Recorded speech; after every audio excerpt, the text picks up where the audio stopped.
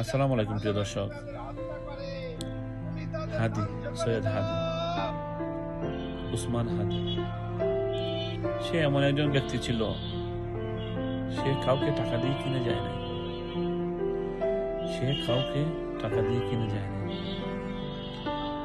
সৈয়দ উসমান হাদি দেশের জন্য কথা বলতো, দেশের জন্য কথা বলতো। তার রাজনীতি প্রকৃত রাজনীতি ছিল, কিন্তু স্বৈরাচার তাকে দুনিয়া থেকে বিদায় করে।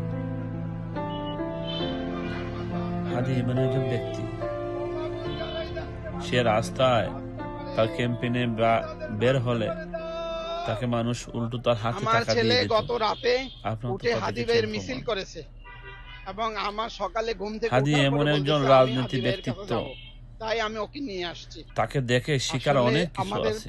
দেশের প্রত্যেকটা নাগরিকের উচিত দেশকে ভালোবাসা। আজকে আমরা অনুভব করতে পারতেছি, আমরা এত দুর্ভাগ্য এক জাতিতে পরিণত হয়েছি। তার কবরের পাশে ছোট্ট শিশু বাচ্চা থেকে শুরু করে বৃদ্ধ মানুষ পর্যন্ত, যদি আমাদের আইন শৃঙ্খলা রক্ষাকারী বাহিনীদের দিকে সত্যিকারের সুদৃষ্টি দিয়ে তাকায়, তাহলে তাদের মধ্যে দেশপ্রেমিকতার ন্যূনতম খুঁজে পাবে না বলে আমার বিশ্বাস। গিয়ে কবরের পাশে তাইলে এই সন্ত্রাসী ওরাও প্রকৃত মানুষ, ওরা হচ্ছে আহাদির আমরা আকুল আবেদন জানাচ্ছি।